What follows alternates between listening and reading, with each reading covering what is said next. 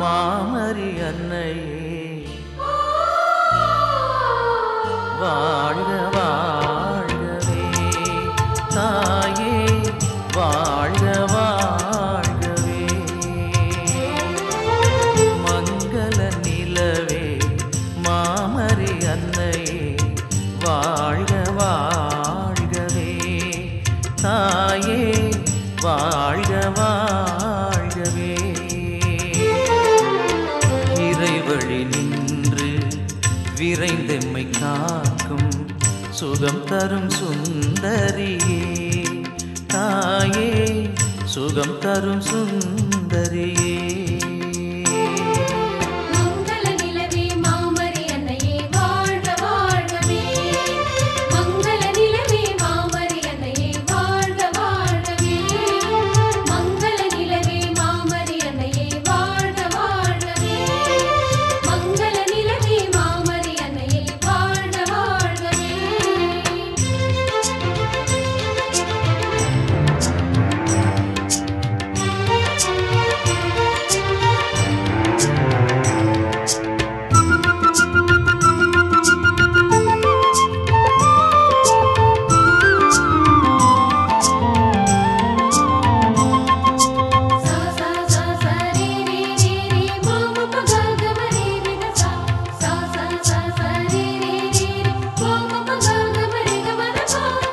வேளா நகர் போற்றும் காவியமே, வேளையில் துணை நிற்கும் காவலியே,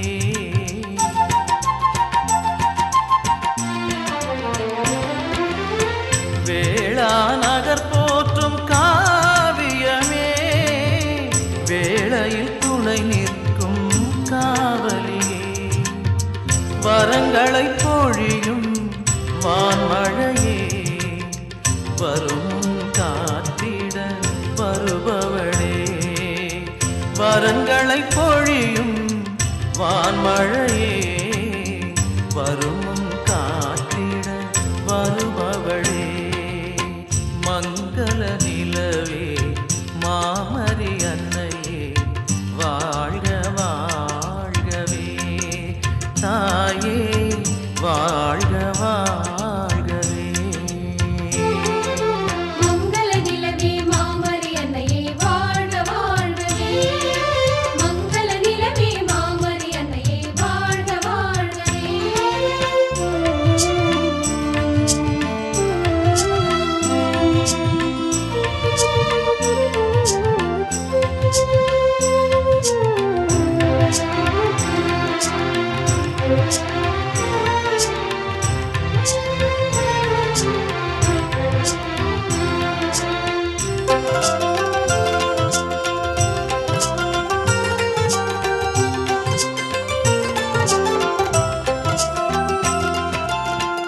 இறைவுளம் விளங்கிட உனை தந்தாய், மகனையே தந்திட எமை மீட்டாய்,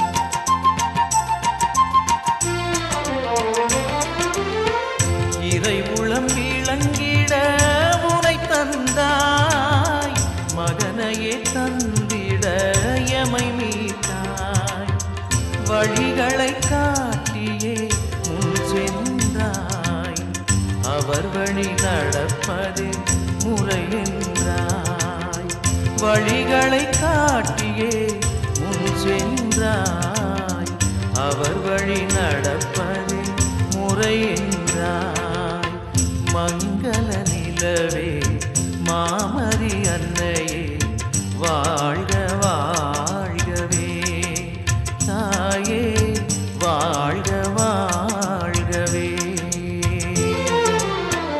இறைவழி நின்று விரைந்தெம்மை காக்கும் சுகம் தரும் சுந்தரியே, தாயே சுகம் தரும் சுந்தரியே.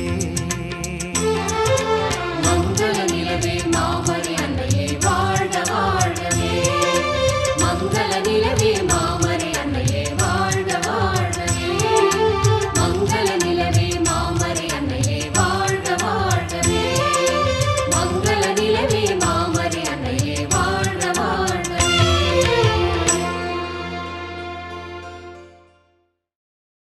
ஆகஸ்ட் மாதம் 17ஆம் தேதி, புதுக்காலத்தின் 19ஆம் வாரம், சனிக்கிழமை.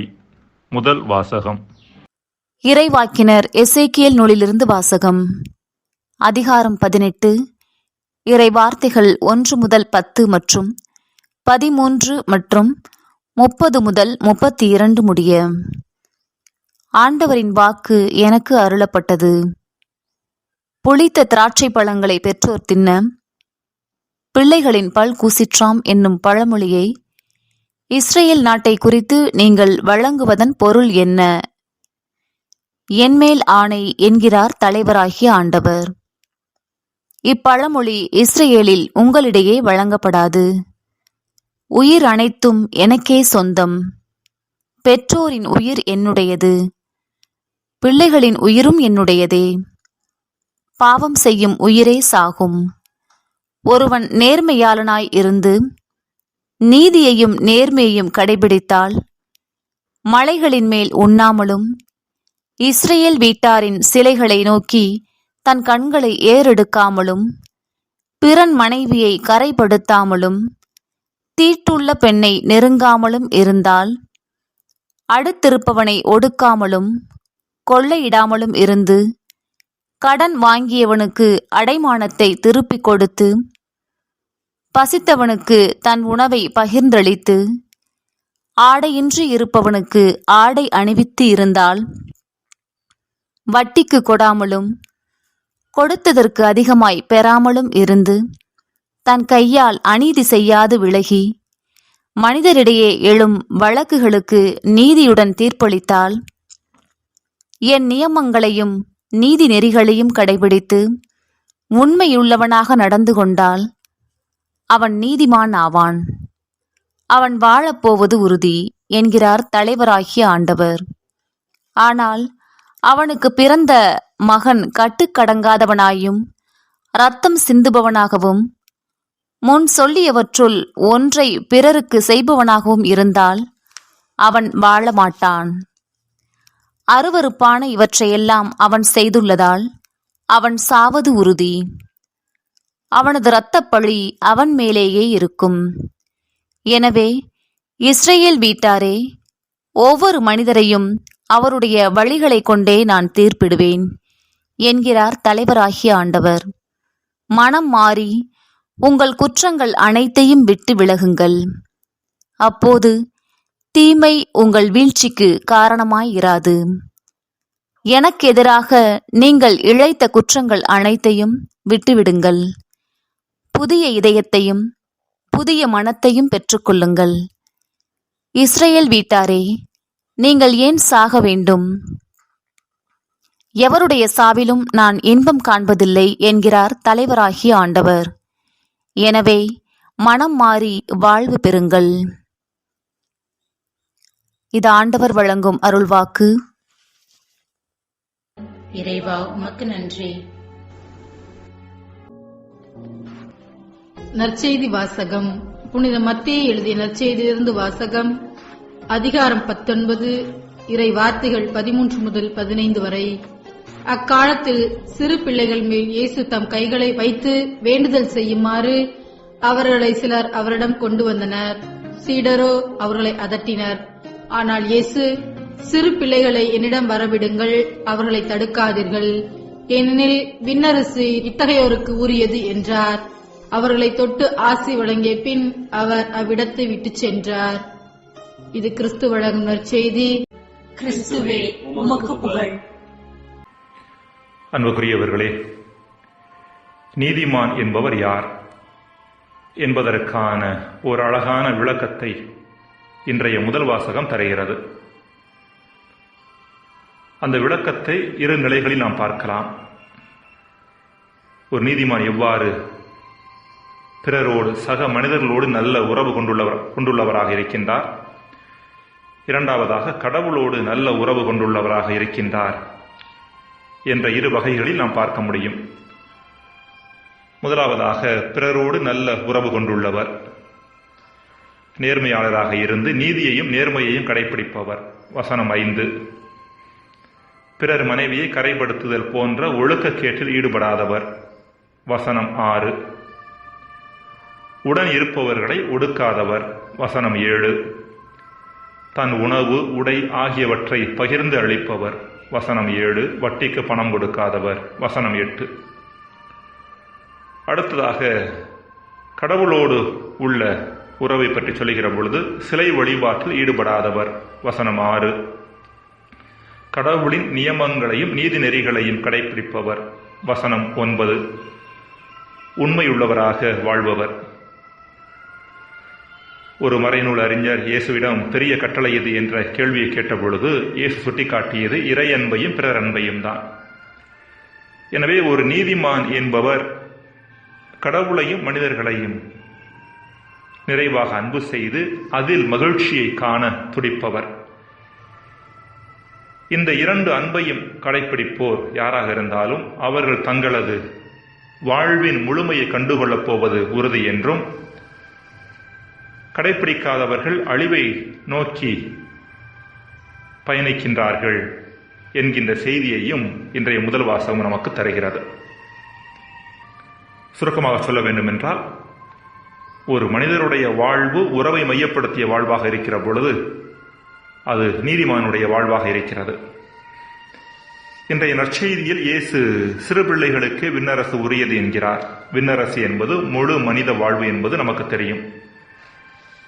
வாழ்வின் எல்லா நிலைகளிலும் குழந்தை பருவத்தில்தான் ஒரு நபரின் உறவு மிகவும் உயிர்ப்போடு இருக்கிறது என்று சொன்னால் அது மிகையல்ல. ஒரு விதத்தில் பார்த்தால் குழந்தை பருவத்தில் உள்ள உறவானது விழிப்புணர்வு அற்ற நிலையில் இருக்கிறது. அதாவது, நான் பிறரோடு உறவு கொள்கிறேன் என்று ஒரு குழந்தை தெரிந்து உறவு கொள்வது கிடையாது. அது இயல்பாகவே அமைந்திருக்கிறது. எனினும் இன்னொரு வகையில் பார்க்கின்ற பொழுது ஒரு குழந்தையினுடைய வாழ்வே உறவை மையமாக வைத்த வாழ்வாகத்தான் இருக்கிறது. தாயோடு உறவு, தந்தையோடு உறவு, சக குழந்தைகளோடு உறவு என்று செல்வது மிருகங்களோடு உறவு, பொருட்களோடு உறவு என்று நீள்கிறது. வீட்டில் வளர்ப்பு பிராணி இருந்தால் குழந்தை அதோடு ஒரு வகையான உறவை ஏற்படுத்தி விடுகிறது. எனவேதான் மற்ற நபர்களோடு இணக்கமாக இருப்பதை விட மிருகங்கள் இருவரது குடும்பங்களிலும் அவர்களது காதல் உறவை ஏற்றுக்கொள்ளவில்லை. எனவே தற்கொலை முடிவுக்கு சென்றார்கள். மலை உச்சியிலிருந்து இருவரும் ஒரே நேரத்தில் குதித்து தற்கொலை செய்து கொள்வதாக ஏற்பாடு. குதிக்கும் போது ஆண் மட்டும்தான் குதித்தான், பெண் குதிக்கவில்லை. உயிர் பயம் வந்துவிட்டது. குதித்த ஆண் இதை கவனித்து இடுப்பில் தான் கட்டியிருந்த பாராசூட்டை விரிய செய்தானாம். பாராசூட்டில் பறந்து கொண்டே அங்கிருந்து கத்தினான். உன்னை பற்றி நன்றாகவே தெரியும், அதனால் தான் நான் முன்னெச்சரிக்கையாக பாராசூட்டை கட்டிக்கொண்டு குதித்தேன் என்றானாம். அவள் இங்கிருந்து கத்தினாளாம். உன்னை பற்றியும் நன்றாக தெரியும், அதனால் தான் நான் முன்னெச்சரிக்கையாக குதிக்கவே இல்லை என்றாளாம். இன்றைய சூழ்நிலையில் மனித உறவுகள் இப்படித்தான் போய்கொண்டிருக்கின்றன.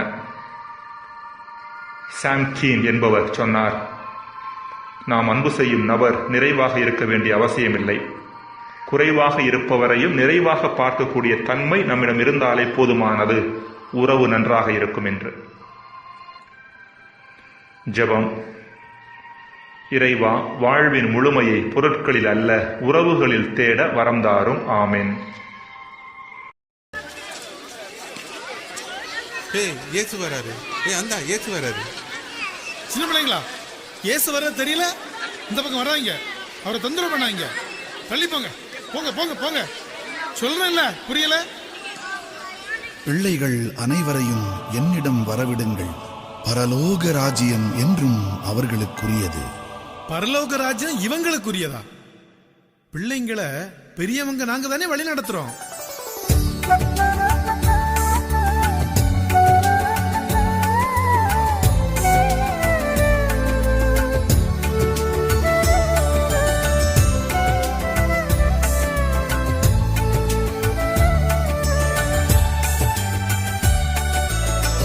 அனைவரையும் வழி நடத்தி வருபவர் தந்தையன்றோ, எம் தந்தையன்றோ.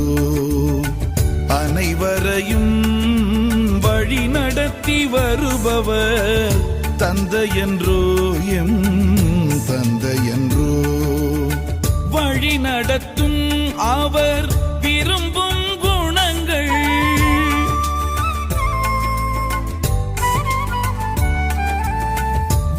நடத்தும் அவர் விரும்பும் குணங்கள் வழிந்து கிடப்பது மழலையிடம் அல்லவா, மழலையிடம் அல்லவா. ஆண்டவரே, எங்களுக்கு புரியும்படியா சொல்லுங்களேன்.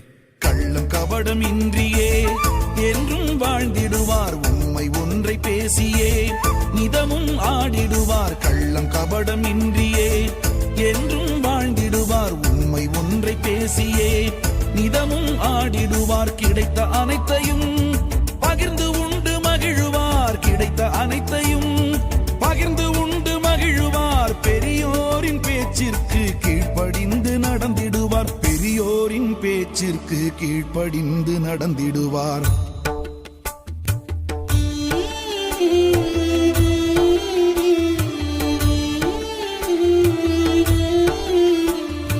தாயின் அன்பில் என்றுமே திளைப்பவர், தந்தையின் அறிவுரை ஏற்றுக்கொண்டு நடப்பவர். குருவினை பணிந்து பல வித்தைகளை கற்பவர், குருவினை பணிந்து பல வித்தைகளை கற்பவர். குளிர்ந்த முகம் தன்னை கொண்டு குறுநகை புரிபவர், குளிர்ந்த முகம் தன்னை கொண்டு குறுநகை புரிபவர்.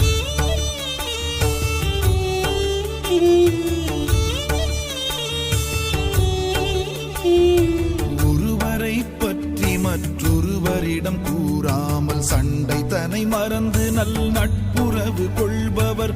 ஒருவரை பற்றி மற்றொருவரிடம் கூறாமல் சண்டை தன்னை மறந்து நல் நட்புறவு கொள்பவர். மற்றவர் குறைதனை பெரிதன கொள்ளாமல், மற்றவர் குறைதனை பெரிதன கொள்ளாமல் மழலையும் சிரிப்புமாய் மனம் தெளிந்து வாழ்பவர், மனம் தெளிந்து வாழ்பவர்.